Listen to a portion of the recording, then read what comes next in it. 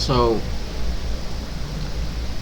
so in the imagine in the convolutional neural network, we're using only 3 by 3 filters.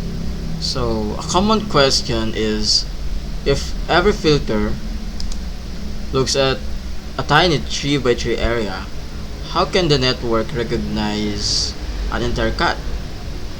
And a cat occupies a large portion of the image, not just a 3 by 3 pixels. So the answer is, the filter um, the filter size stays small, but the receptive fields grows deeper in the network. Why the CNNs or convolutional neural network use convolutions instead of fully connected layers? Suppose we have the 224 by 224 by 3 image. So the total pixels is, if we multiply those three values, is we would have 150,528 values. If we connect that direct to the 64 neurons, that 150,528 by 64 neurons, it would contains of 9.6 million weights. That's huge. So the problems could be have too many parameters, slower training, more overfitting, and not recommended because it's not memory efficient.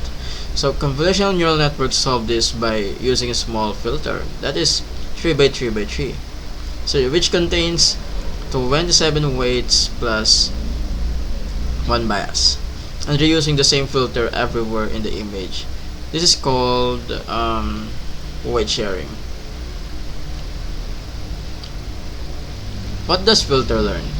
Different filters learn different patterns. So the filter 1, it might have vertical edges, and the filter 2, horizontal edges, and filter 3, that's maybe the textures, and filter 4, that's corners, etc. So the same learned filter is spread across the entire image. This means a filter learns a cat ear edge, it can detect the edge anywhere in the image. So what is receptive field? Suppose we have 96 by 96 image. We apply the 3 by 3 convolution. For one neuron, the output feature map looks like in the same image, but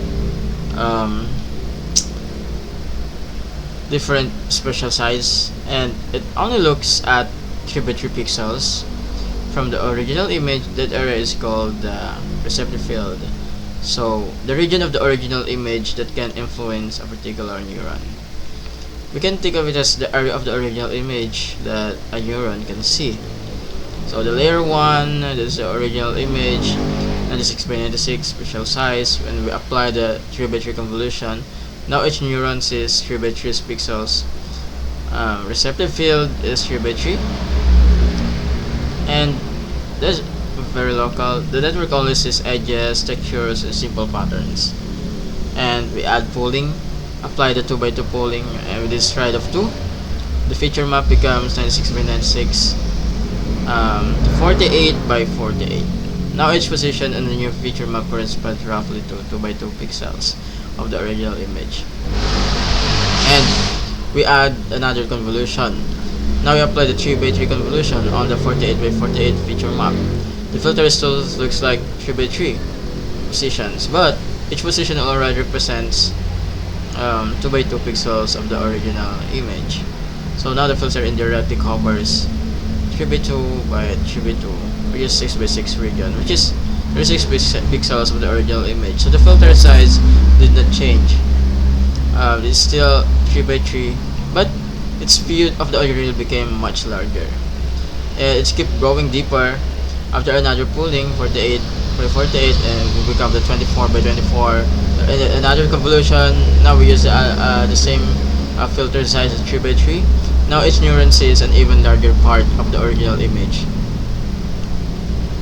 Then 24 by 24, and then 12. Another convolution. Now each neuron can see a huge portion of the image. So the key idea here, as the network goes deeper, from the early, we have the feature maps large, and receptive fields become small. In the middle, features maps become small, and the receptive fields becomes larger. And in the deeper more layer, the feature map size is very small and the receptive field is very large. This is the opposite relationship. Feature maps get smaller, but receptive fields get larger. So why we need receptive fields? So this answers um, could answer the questions. Why can we shrink feature maps? Because even though the feature maps become smaller, its neuron can still see larger portion of the original image through its growing receptive fields. So we gain memory efficiency, less computation, larger image context at the same time. So as the layers go deeper, we shrink the spatial size of the feature maps for memory efficiency. While the receptive field grows, each neuron can still see a larger area of the original image. So in the deeper layers, learn from the early layers, its edges, textures, simple lines. But in the middle layers, it has curves, corners, and patterns. So the deeper layers could be have the cat ears, cat eyes, and cat face object part. So every deep layers entire cat. So think of it like from the pixels, the edges, curves, the object parts to full objects. This hierarchy is the real power of science. So to summarize, the receptive field is the area of the original image that a neuron in a feature map can see. And the deeper neuron is, the larger receptive field becomes.